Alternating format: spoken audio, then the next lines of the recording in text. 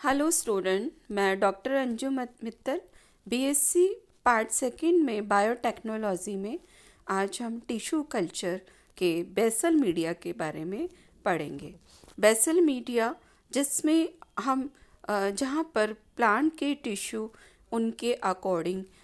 उनके अंदर nutrient hormones and उनके विटामिन्स एंड जो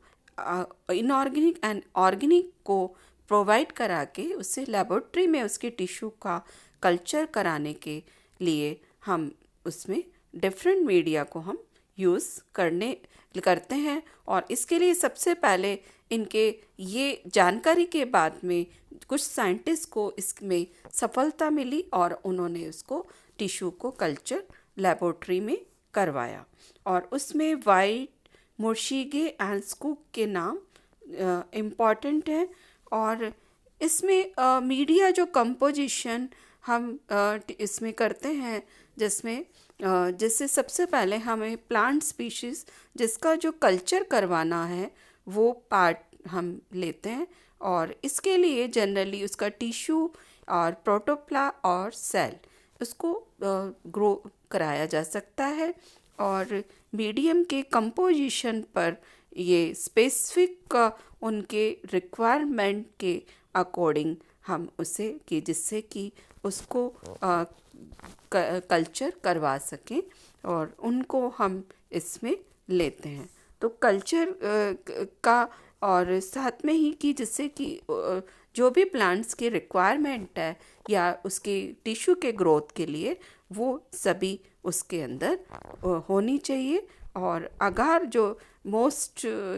जिसके थ्रू अगार ये मोस्ट इफ़ेक्टिव है और ये सबसे पॉपुलर है जिसको सॉलिडिफाई करने के लिए हम इसे मीडिया को यूज़ करते हैं। और सारी जितनी टेक्निक्स हम यूज़ करते हैं उसमें यूज़ होने वाले टूल्स, इक्विपमेंट्स एंड एनवायरनमेंट्स और उनमें ट्रांसफ़र करने के लिए और जहाँ पर ये ग्रो कर रहे हैं उचित इन्वायरमेंट के साथ में ये भी ज़रूरी है कि उनकी जो सारी इन्वायरमेंट है वो एसेप्टिक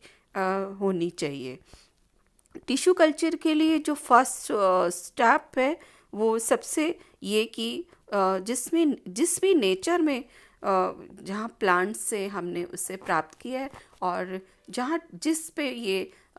प्लांट्स में उसके में उपस्थित उसके अंदर न्यूट्रिएंट एंड इसके हार्मोन्स और इनकी सबकी स्टडी करके ही और उसको हम एक परफेक्ट एनवायरनमेंट देके उसे ग्रो करवा सकते हैं। और दूसरा कि हम मीडिया जो हम यूज़ कर रहे हैं उसके लिए हम कुछ जो स्टेप्स हैं उसे हमने 4 पार्ट्स में डिवाइड किया है। एक तो 4 minerals, first and second auxin and cytokinin and the organic nutrient जिसमें sucrose, amino acid and inositol important है। और इनके जो 4 ये ब्रॉड कैटेगरीज हैं इनको हमेशा 3 कॉन्सेंट्रेशन के अंदर यूज़ करते हैं जैसे कि हाई कॉन्सेंट्रेशन और मीडियम एंड लो। तो ये 4 जो स्टेप्स हैं तो डिफरेंट ये 3 कॉन्सेंट्रेशन को जब इसमें बनते हैं करीब 81 ट्रीटमेंट यहाँ पर बनेंगे जो कि ये लो एंड हाई एंड मीडियम से 4 ब्रॉड कैटेगरी को हम यूज़ करते हैं। तो 81 ट्रीटमेंट बनते हैं जिसमें ये डिफरेंट कैटेगराइज होते हैं। फॉर एग्ज़ाम्पल कि जैसे कि मीडियम सॉल्ट है, लो ऑक्सीजन है, मीडियम साइटोकाइनिन है और हाई ऑर्गेनिक न्यूट्रिएंट है। तो इसका कोड हो गया MLMH। तो इसी तरह से हम इसका कोड जो है डिसाइड करते हैं। और डिफरेंट कॉन्सेंट्रेशन ऑक्सीजन्स के लिए जो डिफरेंट ग्रोथ रेगुलेटर को उसकी स्टेज के लिए टिश्यू कल्चर के लिए यूज़ किया जाता है। और इनके लिए जो इम्पॉर्टेंट स्टेप्स हैं यूज़ करने के लिए तो सबसे पहले हम इसमें पाउडर मीडियम को एक पाउडर फॉर्म में उसके अंदर बहुत सारा वाटर हमने लिया और करीब 1 लीटर मीडियम के अंदर उसमें 800 ml डिस्टिल वाटर को धीरे धीरे उसके अंदर स्लो उसके अंदर मिक्सिंग किया जाता है और करीब 30 ग्राम सुक्रोज को ऐड करते हैं और उसको करीब 5.8 pH पर उसे सेट होने के लिए रख देते हैं और उसमें शुगर है करीब 8 ग्राम ऐड करते हैं और हार्मोन्स रिक्वायरमेंट के हिसाब से हमारी जो हमें रिक्वायरमेंट है उसके हिसाब से एंड टिश्यू के हिसाब से ऐड किया जाता है और करीब 200 ml डिस्टिल वाटर यूज़ करते हैं उसके अंदर ऐड करते हैं और ऑटोक्लेव किया जाता है मीडिया को और इसके बाद में इनको स्टरलाइज्ड ट्यूब के अंदर ट्रांसफ़र करते हैं और ये इस पर लेबलिंग कर दी जाती है और ये अप्रॉक्सीमेटली ये स्लैंट बना के टेस्ट ट्यूब यूज़ करते हैं और इसमें करीब 1/3 पार्ट जो है इसका ट्यूब का मीडिया से फिलअप किया जाता है और एक स्टराइल एनवायरनमेंट में इसको करीब 7 डेज़ के लिए इसको रख दिया जाता है और टाइप्स ऑफ मीडिया में जो सबसे इम्पॉर्टेंट कल्चर मीडिया को जनरली यूज़ किया जाता है वो एमएस मीडिया और ये एमएस मीडिया को मोर्शिगे एंड स्कूप मीडिया के हिसाब से रखा था और ये दोनों साइंटिस्ट 1962 के अंदर इसने डिस्कवरी किया था प्लांट ग्रोथ रेगुलेटर और ये सबसे मोस्ट यूज्ड करने वाला एक टिश्यू कल्चर मीडिया है जिसको सबसे ज़्यादा यूज़ किया जाता है वर्ल्ड वाइड पे और इसमें कंसंट्रेशन को सुक्रोज की कंसंट्रेशन को यूज़ करने के लिए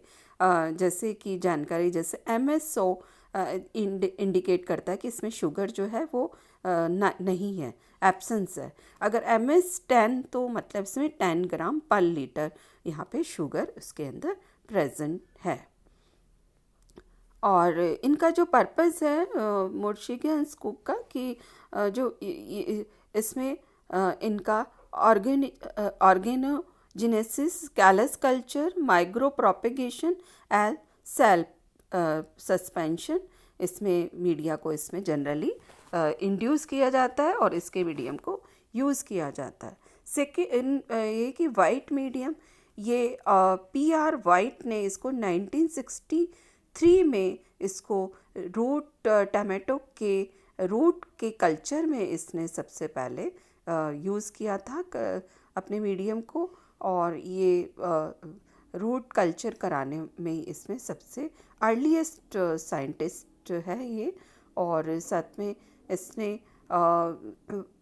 जो है higher concentration of magnesium sulphate जो है और साथ में ही नाइट्रेट की 19% लेसर देन MS मीडिया से इसमें इसने यूज़ किया था और ये इसका जो पर्पस है वो शूट कल्चर कैलस कल्चर और साथ में ही इसने मूसा एंड डॉकस स्पीशीज़ पर इसको यूज़ किया था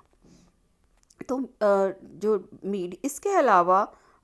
गैम्बॉर्ग मीडिया और इसको OL गैम्बॉर्ग ने 1968 में इसने इसको डेवलप किया था और इसमें सस्पेंशन जो है वो ग्लाइसिन मैक्स फैमिली फेवेसी में इसने इसको यूज़ किया था और इसमें साथ में इसके अलावा like inorganic salt vitamins carbohydrate और ये high concentration nitrate and potassium and low concentration और अमोनिया इसके मीडियम में थी और पोटेशियम नाइट्रेट जो है वो सोयाबीन रूट कैलस के फॉर्मेशन के लिए इम्पॉर्टेंट है और ये इसकी जो सल्फेट है वो एक एसेंशियल सेल के ग्रोथ में एसेंशियल रोल प्ले करती है और जनरली इसका जो गैम्बॉर्ग B5 मीडिया ये यूज़ किया जाता है प्रोटोप्लास्ट के कल्चर में और इसके अलावा निस्ट एंड निट्स NN मीडिया है वो JP निट्स इन 1960 2009 में इसने विट्रो एंथर कल्चर